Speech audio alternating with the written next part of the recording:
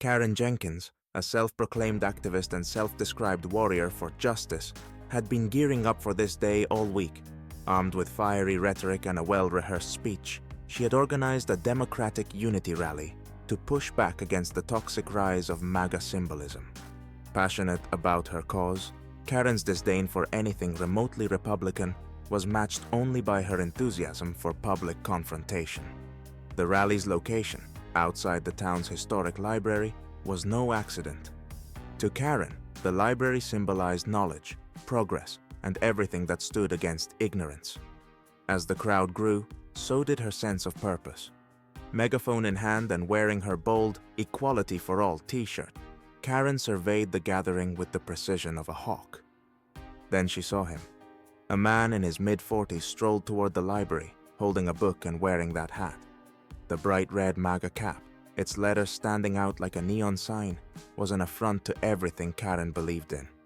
To her, it wasn't just a hat, it was a declaration of war. "Unbelievable," she hissed to her co-organizers. "This guy thinks he can just flaunt his bigotry here? Not today." As the man stopped to examine a library display, Karen seized her chance. She raised her megaphone, her voice sharp and commanding. "Folks, we've got a situation here."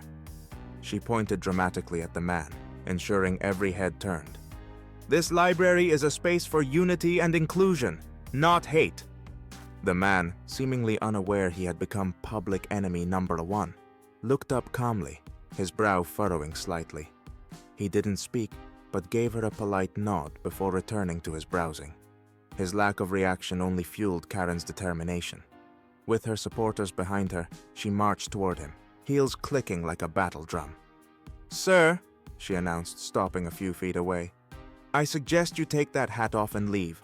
This rally is no place for hateful propaganda." He glanced up again, his voice steady. "Ma'am, I'm just here to return a book. Is that a problem?" Karen's eyes narrowed into slits.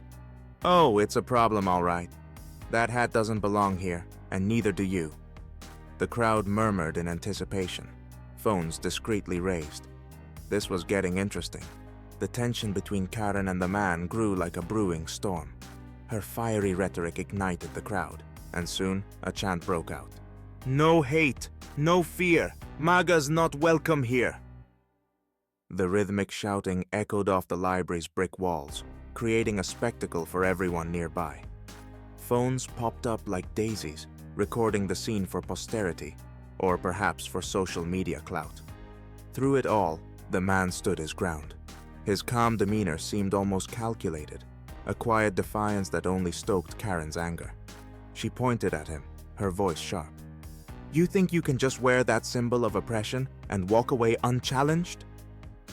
He tilted his head slightly, as if considering her words. Then, in a tone so even it bordered on condescending, he replied, "I think I'm just wearing a hat, and I think you're making a lot of assumptions." Karen's face turned crimson, her frustration bubbling over. "Assumptions? That hat says everything I need to know about you," she spat. The man offered a small shrug, a faint smile tugging at the corners of his mouth. "If you say so." The nonchalance in his response was like gasoline on Karen's fiery indignation. "You're disrupting our rally," she declared, gesturing to the chanting crowd as if presenting Exhibit A. "If you don't leave, I'll have to call security, or the police." For the first time, the man's expression hardened slightly. His voice, still calm, took on a firmer edge. "Do what you think is right." Karen didn't hesitate. With dramatic flair, she whipped out her phone, holding it high enough for the crowd to see. "Yes, officer," she began, her voice carrying an air of self-righteousness. "We have a man here wearing offensive attire, causing a disturbance at our peaceful rally." The crowd buzzed with anticipation as Karen ended the call, glancing triumphantly at the man. "You'll learn today that actions have consequences," she said, her tone smug. The man's response was a simple smile. Turning toward the library entrance, he walked away with deliberate calm. Before stepping inside, he glanced over his shoulder and said, "I'll be here when they arrive." The crowd erupted into murmurs, their cameras still trained on him. One voice in the back chuckled, "This is gonna be good." Minutes later, The unmistakable wail of sirens cut through the murmuring crowd. A squad car pulled up, and 2 officers stepped out, their expressions a mix of mild curiosity and professional detachment. Karen practically sprinted toward them, her indignation on full display. "That's him," she declared, pointing dramatically at the man, who had just exited the library with a book in hand. "He's disrupting our event and making people uncomfortable with his offensive hat." The officers exchanged a glance, the kind that said, "Great, another one of these calls." They approached the man, who appeared entirely unbothered as he tucked the book under his arm. "Sir," one officer began, his tone neutral. "We received a call about a disturbance. Can you tell us what's going on?" "Not much," the man replied with a relaxed smile. "I came here to return a book, and now I'm being accused of causing a scene. I didn't say a word until I was confronted." The second officer raised an eyebrow and turned to Karen. "Ma'am, do you have evidence of this man threatening or harassing anyone?" Karen faltered for a moment, but quickly regained her footing. "He's not harassing people directly," she said, her voice tinged with desperation. "But look at that hat. It's offensive, and it's inciting unrest." The officers exchanged another glance, this one tinged with mild exasperation. Finally, one of them said, "Ma'am, wearing a hat isn't a crime." Karen's confidence wavered, but didn't crumble. "Well, it's not just the hat. It's who he is. People like him." "Careful," the man interjected, his voice calm but cutting. "You might want to choose your next words carefully." The tone of his warning hung in the air, sharp enough to cut through Karen's indignation. The officer straightened, a flicker of recognition crossing one's face. He studied the man for a moment before his eyes widened slightly. "Wait a second," the officer said, his tone shifting. "Aren't you Mr. Bennett?" Karen blinked. "Who?"